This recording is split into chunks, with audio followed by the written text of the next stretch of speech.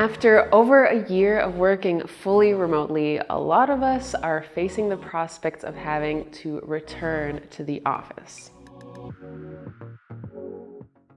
A study by McKinsey found that 47% of employees who previously worked full-time in person are experiencing anxiety over the uncertainty of what's going to happen after the pandemic ends. That same study found that 49% of those working remotely are feeling burnt out, and that statistic is likely to be an understatement. And a lot of that anxiety has to do with not knowing what to expect in the future. What we did is we also asked our DeskTime users about what they want to do. The vast majority don't want to fully go back to the office, and they don't want to fully stay working from home either. They are favoring a hybrid format of partially going to the office and partially working from home. But how will this play out? Well, there are some companies that have announced that they're going fully remote. Twitter, for example, Jack Dorsey said that all of the employees will be able to work from home henceforth. Also, the fintech company named Twino has ditched their massive in-person office building with all of the floors of different workspaces in favor for a hybrid showroom for meetups, for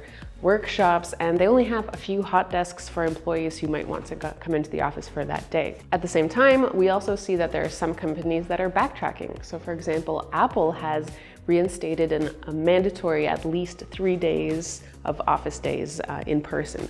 So clearly showing that they don't want to have a full remote system in place. Also, Microsoft has been noted in their conference of saying that they feel that their employees are sleeping when they're at work.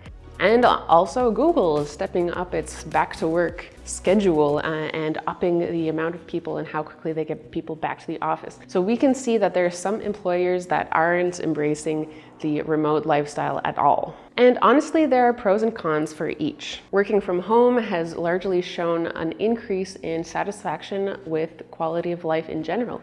And that's mostly due to having the commute eliminated. People working in major cities, I mean, a commute can take hours out of your day just getting to the office and back. So reclaiming that to have time for your own life, for your family, for your hobbies has led to an increase in just general life satisfaction. That goes hand in hand with the statistics that we're seeing that remote employees are seeing an increase in a work-life balance and more time for, their own activities.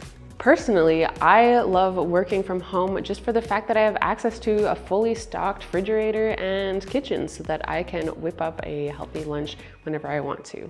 At the same time, there are also some cons. We're also seeing that people who are working from home are having a lot of difficulty drawing the line where the end of the day works. So people's workspaces very often bleed into their personal spaces. Plus, a lot of people working remotely feel like they need to prove that they're at work and end up working additional hours. So this overtime has also become a massive aspect of this remote work time. And not least of all, the social aspect is lost of having those work friends, which is for a lot of people a major bonus of their job. That being said, it seems like people still want to hold on to that remote work offer. There was a study conducted surveying some of the biggest tech companies' employees, Apple, Amazon, Microsoft, Salesforce, and more, and they were offered this theoretical offer. They can either stay working remotely for their current salaries, or they go into the office and receive a $30,000 per year pay raise. And 64% of people preferred working remotely from home for less pay. So we're really seeing that becomes a risk-reward option. I mean, we're talking about the loss of time for a commute, we're talking about less of that work-life balance, but we're also talking about more of the anxiety, the health risks of going back into public. Because of this trauma that we've all collectively experienced, a lot of people will go back into kind of real life with a little bit of post-traumatic stress. On the flip side, we also see that there are employers who are actually kind of